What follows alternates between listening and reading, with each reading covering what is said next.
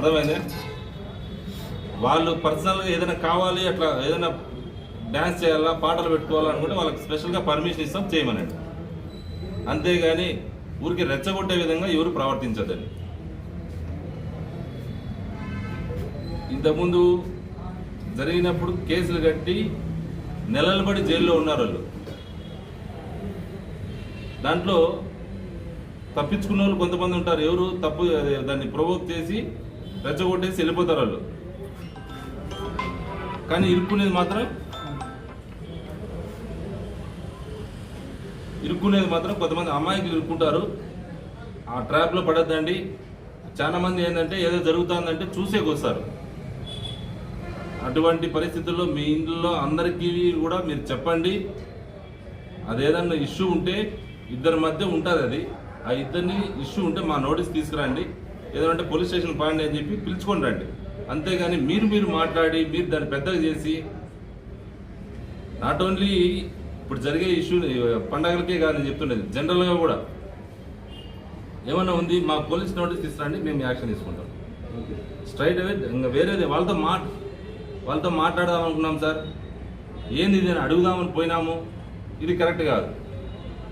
మీరు స్ట్రైట్ అవే police station రండి, మేము యాక్షన్ తీసుకుంటాం, మేము పిలిపిస్తాం, మేము కేసు కట్టి అవసరమైతే జైలుకి కూడా పంపిస్తాం.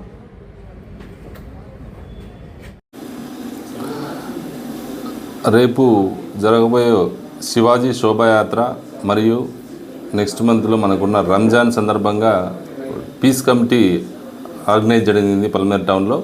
దానికి ఇరు వర్గాల పెద్దలు అందరూ వచ్చారు. వాళ్ళకు కూడా డైరెక్ట్గా చెప్పడం జరిగింది, ఏమన్నా ఇష్యూ అయితే ఇమ్మీడియట్గా పోలీస్ డిస్ట్రిక్ట్కి మాత్రమే తీసుకురావాలి, వాళ్ళు ఎటువంటి పరిస్థితుల్లో వాళ్ళని చట్టానికి చేతిలో తీసుకోకూడదని చెప్పి. ఎందుకంటే కొంతమంది యూత్ ఓవర్ యాక్టివ్గా ప్రోయాక్టివ్గా చేసే పనులు కావచ్చు, లేదంటే కొంతమంది వాంటెడ్గా ఏదైనా చిన్న ఇష్యూని కూడా అడ్వాంటేజ్గా తీసుకునే ఛాన్స్ ఉంది. కాబట్టి ఇమ్మీడియట్గా ఏది ఉన్నా కానీ పోలీస్ దృష్టికి తీసుకొస్తే వాళ్ళు ఖచ్చితంగా న్యాయం చేస్తామని చెప్పడం జరిగింది.